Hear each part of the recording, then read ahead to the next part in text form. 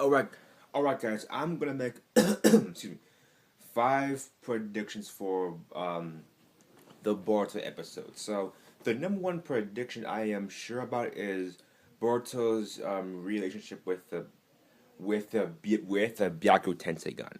So I have a small theory that the Byaku Tensei gun is that the Byaku Tensei gun is an upgraded version of the Byaku gun, and it needs a Atsuki chakra, and so an Atsuki gave it to him.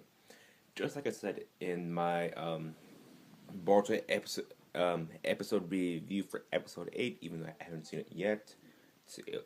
So um, so it's something really related with the Atsuki, and and since the Byakugan needs Atsuki chakra to erupt the Tensei gun, and Atsuki is behind this. It's either Tornedi or the third Atsuki that Kagan is talking about that will come and try to destroy Earth or use Boruto to take chakra from the Nine Tails, aka Naruto, and give it to the Atsuki so the Atsuki can make a divine tree and maybe get a Rinnegan.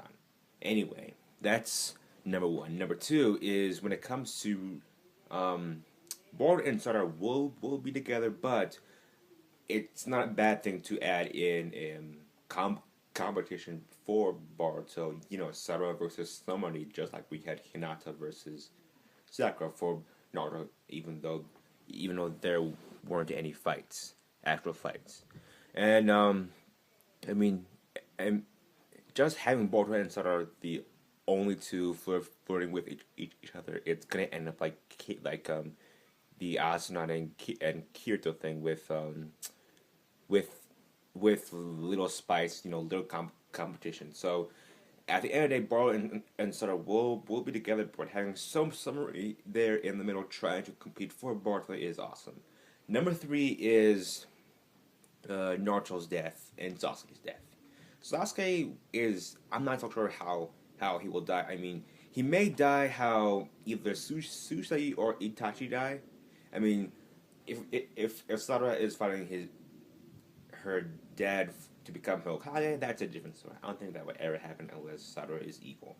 Anyway, Sasuke could die by him giving up his eye to Sarada and then committing suicide. And started getting the ray gun on both eyes, just like Itachi got his Mangekyo shining on both eyes.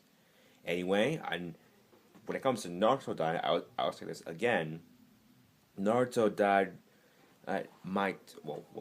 die in him giving up his Nine Tails over to Boruto, but then Kawaki will throw his spear at Naruto and bye bye Naruto.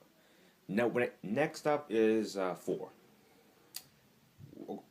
Okay, so the question on who is Kawaki is easy. Kawaki is Kawaki. Kawaki is a real person. He's not a title like Madara, because Madara is a real person. Toby is a title. So Kawaki is a real person. He's not Shinon. He's not Ibi. He's not Denki. He's none of those characters. At this point in the Boruto series, Kawaki is at Boruto's age. He's a young shinobi. If you want proof, go look at the Boruto heading of the manga page, the front part of it, and you will see Kawaki facing the wall. It's a young Kawaki with a blue shirt and just dark hair. It's just showing the back of Kawaki. He's looking at the wall away from the roof. Number 5. When it comes to Sarada becoming Hokage, it's easy. But when it comes to who's being Hokage after Sarada, it's definitely Boruto.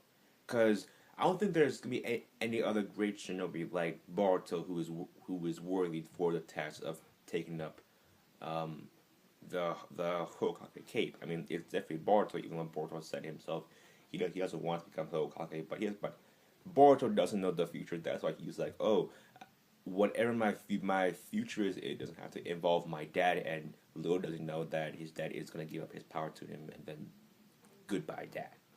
So, I mean, yes, there could be another character in the Boruto Shippuden who wants to come Hokage, and Boruto would just stand back. When it comes to Boruto and Satoru's death, we're not going to look at that because that's not really important for now.